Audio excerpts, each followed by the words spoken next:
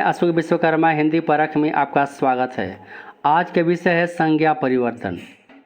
यह class Jharkhand TET, JSSC उत्पाद सिपाही और जेएसएससी क्षेत्रीय कार्यकर्ता परीक्षा की तैयारी करने वाले छात्रों के लिए बेहद खास है। संज्ञा परिवर्तन टॉपिक से परीक्षा में एक प्रश्न आते हैं, तो आइए जानते हैं संज्ञा परिवर्तन के बारे में। पहला परिवर्तन है व्यक्तिवाचक से जातिवाचक संज्ञा में परिवर्तन। विशेष कार्य सूचित करने पर व्यक्तिवाचक संज्ञा जातिवाचक संज्ञा में परिवर्तित हो जाता है। इसे उदाहरण से समझते हैं।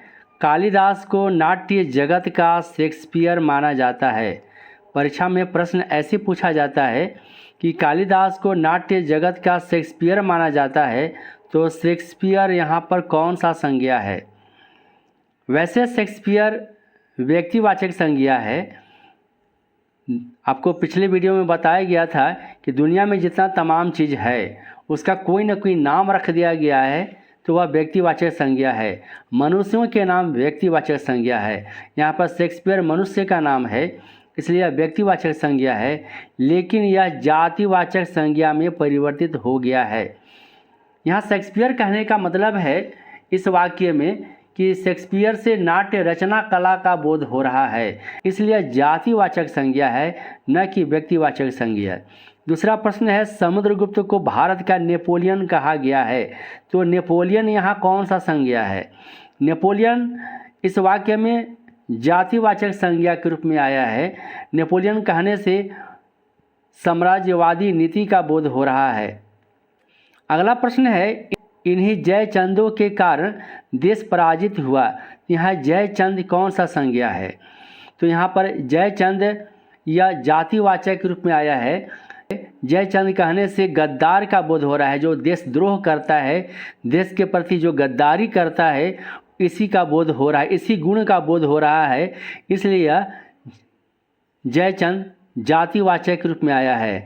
यहाँ बताया गया कि विशेष कार्य सूचित करने पर, यहाँ पर जयचंद कहने से गद्दार का बोध हो रहा है, नेपोलियन कहने से उसकी साम्राज्यवादी नीति का बोध हो रहा है, शेक्सपियर कहने से नाट्य रचना कला का बोध हो रहा है, इसलिए यह व्यक्तिवाचक संज्ञा जातिवाचक संज्ञा में परिवर्तित हो गया है। समुद्रगुप्त को भारत का नेपोलियन कहा गया है, यह जेएसएससी सीजल परीक्षा में भी यह प्रश्न आया था। अगला प्रश्न है इस दुनिया में रावणों यानी कंसों की कमी नहीं। यहाँ रावण यानी कंस जो है, वैसे रावण और कंस यह व्यक्ति का नाम है, इसलिए व्यक्तिवाचक संज्ञा है, लेकिन इस वाक्य में यह व्यक्तिवाचक संज्ञा नहीं जातिवाचक के रूप में आया है। रावण कंस का यह मतलब यहाँ पर जो अनुयायी और विधर्मी शासक का बोध हो रहा है। इस देश में हरिश्चंद्र घटते जा रहे हैं। यह हरिश्चंद्र कहने से सत्यवादिता का बोध हो रहा है, सत्यवादी व्यक्ति का बोध हो रहा है। परीक्षा समाप्त होते ही वह कुंभकर्ण बन बैठा। यहाँ कुंभकर्ण कौन सा संज्ञा है? कुंभकर्ण यहाँ पर जातिवाचक के रूप में आया है। कुंभकर्ण से बेफिक्र होकर सोने वाले का बोध हो रहा है, इसलिए जातिवाचक संज्ञा है। अगला जो परिवर्तन है जातिवाचक से व्यक्तिवाचक में, इसे उदाहरण से समझते हैं। गांधी को राष्ट्रपिता कहा गया है, तो यहाँ गांधी कौन सा संज्ञा है? वैसे गांधी जातिवाचक संज्ञा होता है। गांधी कहने से करमचंद गांधी, महात्मा गांधी, इंदिरा गांधी, फिरोज गांधी, राजीव गांधी, संजय गांधी, मेनका गांधी, सोनिया गांधी, राहुल गांधी, प्रियंका गांधी, वरुण गांधी इत्यादि का बोध होता है। परंतु इस वाक्य में गांधी का प्रयोग सिर्फ मोहनदास करमचंद गांधी के लिए आया है, इसलिए यह जातिवाचक जो संज्ञा गांधी है वह व्यक्तिवाचक के रूप में परिवर्तित हो गया है। अगला वाक्य है महात्मा जी ने अहिंसात्मक आंदोलन चलाया, तो महात्मा जी यहाँ कौन सा संज्ञा है? वैसे महात्मा जातिवाचक संज्ञा है, लेकिन इस वाक्य में महात्मा से महात्मा गांधी का बोध हो रहा है, इसलिए जातिवाचक संज्ञा से व्यक्तिवाचक संज्ञा में परिवर्तित हो गया है। अगला जो वाक्य है मेरे दादाजी पूरी यात्रा पर निकले हैं। वैसे पूरी यहाँ पर जातिवाचक संज्ञा का बोध होता है। पुरी कहने से जगन्नाथपुरी, पावापुरी, अलकापुरी इत्यादि का बोध होता है, परंतु इस वाक्य में केवल जगन्नाथपुरी जो उड़ीसा में अवस्थित है, केवल जगन्नाथपुरी के लिए पुरी का प्रयोग हुआ है। पंडित जी भारत के पहले प्रधानमंत्री थे। तो पंडित वैसे तो जातिवाचक संज्ञा है, लेकिन यहाँ पर पंडित कहने का मतलब है जवाहरलाल नेहरू के लिए आया है, इसलिए यह जातिवाचक से व्यक्तिवाचक में परिवर्तित हो गया है। अगला जो वाक्य है, गुरु जी का व्याकरण आज भी प्रामाणिक है।